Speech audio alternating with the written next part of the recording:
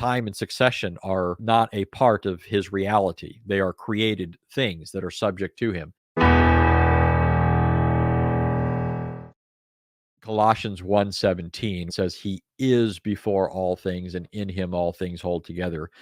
There, whereas Paul could have used the past tense and it would have been sufficient to make the point, he could have said he was before all things. He nevertheless doesn't. He says he is before all things. He uses the present tense, which indicates that Christ is not only eternal, but supratemporal. He exists above the temporal order. Time and succession are not a part of his reality. They are created things that are subject to him. He's the creator of the ages. In fact, as another text says, Hebrews 1, through him the ages were made, or the worlds were made.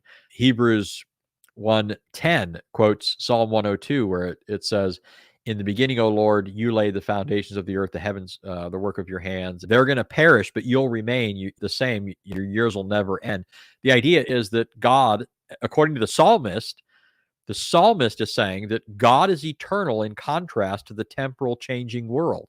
The world is going to change. It's going to be rolled up like a garment, but God will remain the same because he's eternal. And the author of Hebrews is applying that to Jesus. And then he has the inclusio at the end of the book when he says, Jesus Christ the same yesterday, today, and forever. You also have Micah 5:2, which says that his goings forth are from the days of old, even from the time of eternity. You have John 1:1, where there's this obvious contrast between the Word who was and everything else which became. In the beginning was the Word, through him all things became, and without him not even one thing became that has become.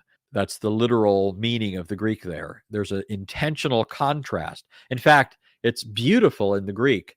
And I just wish it so often that translators wouldn't try to be smarter than the Greek text they're translating, because it's beautiful in the Greek. And it's not like, it can't be expressed in English. There's some things that are lost no matter which direction you're going in translation, right? From English to Hebrew or Greek.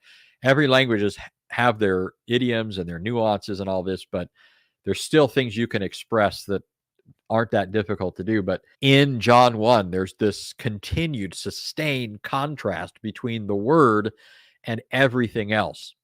Okay, verse 1, it uses the imperfect tense. In the beginning was the Word, meaning that when everything began, the Word already was. So you're already being told he is eternal. In fact, so you don't miss it and think, well, he's not eternal like God is eternal. The author, John, says in verse 2, the same was in the beginning with God. Is John just being redundant there? No, what he's saying is you're to think of the Word being in the beginning in the same way you think of God being in the beginning. In the beginning was the Word. In the beginning was the Father. In the beginning, the Word was with the Father, or the Word was with God. The same was in the beginning with God. As Alexander of Alexandria once said, always Father, always Son. That's the meaning of John 1. Okay, always Father, always Son. But then you have not only this statement that he was, but that everything became through him. And then in verse 6, what does it say? Well, the English version says, there came a man who was sent from God, whose name was John. And that's true. There did come a man whose name was John. But here's what the Greek says. There became a man whose name was John. It's continuing the contrast. It's saying that just like the Word was in contrast to the world that became, so John became. That's why John the Apostle is driving this point when he says this about John. He's trying to say even John, great as he was not the Lord Jesus. He's making a contrast between John and Jesus, isn't he? He says he was not the true light. He came to bear witness of the light. So the statement should be translated, there became a man sent from God. He's not the eternal Logos. He's not the eternal light. He's only a witness, bearing witness to the light. And then later in the text, John says it again, verse 10, he says, he was in the world, and though the world became through him, the world became through him. It repeats it. It goes on to say, to as many as did receive him, he gave the right to become the children of God.